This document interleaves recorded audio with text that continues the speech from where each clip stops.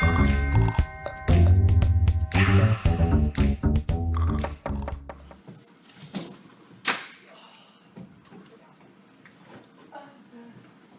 class. Hi, Dr. Reed. How are we doing today?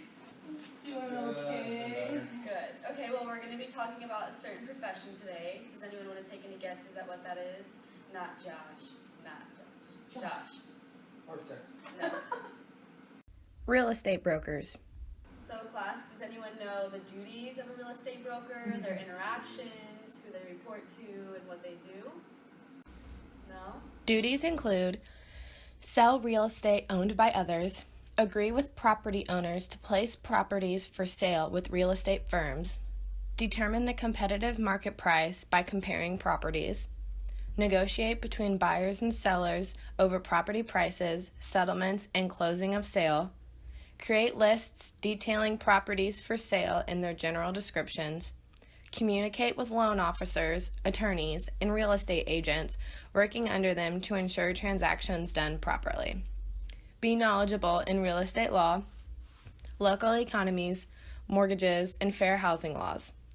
Be knowledgeable of current tax income regulations, tax laws, and growth possibilities of the area.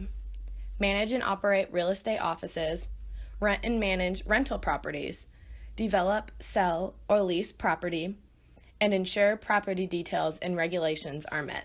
So, what about the demand for a real estate broker? Anyone have any ideas what that is? Selling houses. There is always a demand for real estate brokers because people, in one way or another, are selling or buying houses. Either they are upgrading or downgrading based on the economy. Specifically, the demand is either the buyer or the seller. It depends on whether which side of the transaction you are a part of as a real estate agent or brokerage. You are labeled as an independent contractor whenever you're a real estate broker because your salary is based off commission. It is also important to note that no taxes are taken out whenever you are on an independent contractor's agreement. A broker does have the ability to determine what percentage their agents get through transactions. This is either a fraction, such as a 50-50 split, or a 70-30. Demand does vary depending on geographic location as well. For example, you would need more real estate brokers in a large metro city area that will have the opportunity to sell homes, whereas the demand for a real estate broker is smaller in smaller rural cities just due to the fact that there is not as much property to sell and or buy. So the labor market is a resource market. They supply their profession. Does anyone know how supply is within real estate brokers? How many houses there are? This is a very saturated market. However, it is often said that 90% of business is done by 10% of realtors in the state of Missouri. Housing supply is produced using land, labor, and various inputs, such as electricity and building materials. The quantity of new supply is determined by the cost of these inputs, the price of the existing stock of houses, and the technology of production. The long-run price elasticity of supply is quite high. George Plas of 1985 estimated it at 8.2. But in the short run, supply tends to be very price inelastic.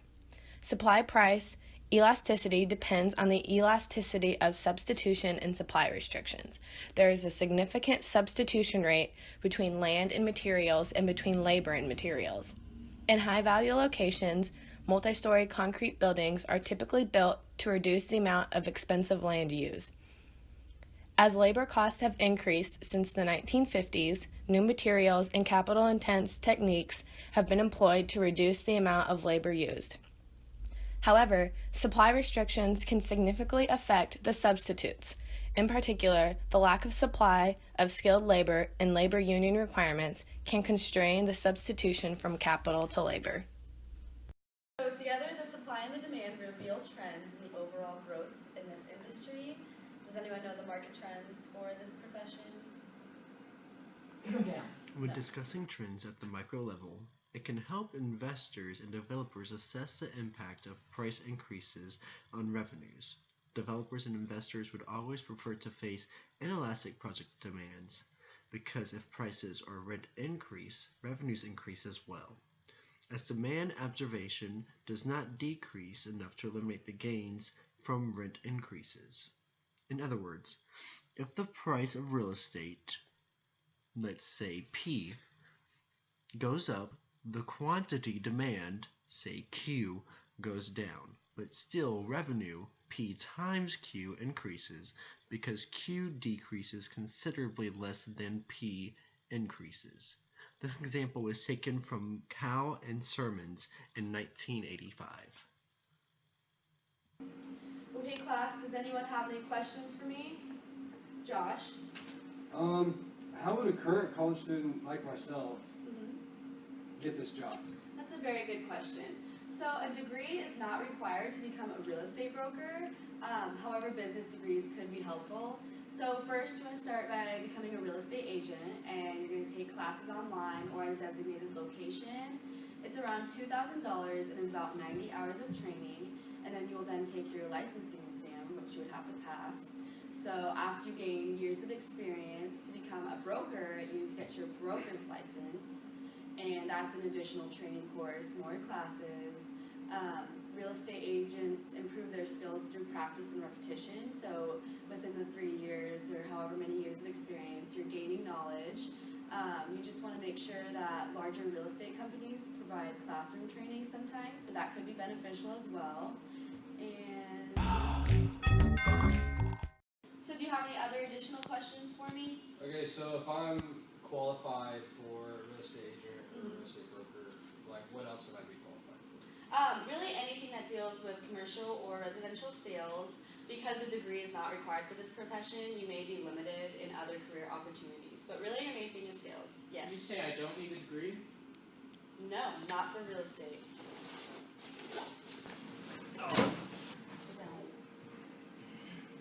Okay, class, does anyone have any final questions for me? Yes. What interest types and personality traits work well with this then, and what don't? It's a good question. Josh, did you have an idea? Business skills. Absolutely. So because most brokers are self-employed, they must manage every aspect of their business. Task includes reaching out to prospective clients, handling their finances, and advertising their services. Yes. Interpersonal skills. Good job. So strong interpersonal skills are essential for real estate brokers and sales agents because they spend much of their time interacting with clients and customers. So to attract and to keep clients, they must be pleasant, enthusiastic, and trustworthy. What else? There's two more. Chad. Organizational skills. Organizational skills, good job. So they must be able to work independently, manage their own time, and just prioritize their work and stay on task. There's one more. Problem solving skills. Good job, Josh. So real estate brokers and sales agents need to be able to quickly, sometimes immediately, address concerns clients or potential customers may have, and they're also going to negotiate between buyers and sellers. So real estate brokers should be confident, outgoing, disciplined, dedicated, flexible, honest, and able to handle stress well, like my student Josh here. On the other hand, one who is overconfident, lazy, not willing to put in the work is not going to be successful. Josh? So, how would I climb the ladder of success in this profession? Well, like I mentioned earlier, you're going to have 1 to 3 years of experience as an agent to finally make your way to a broker, or however much time you will need. It could be longer. You want to be patient because your pay is based off your sales, and you do not have a clientele to start off. You're fresh in the market. It is based off commission. So the time you're willing to put in determines how much you'll get out of it. And once getting your name out there and building a good reputation, you can then decide to expand and become a broker to open your own business or stay as an agent, whichever one interests you.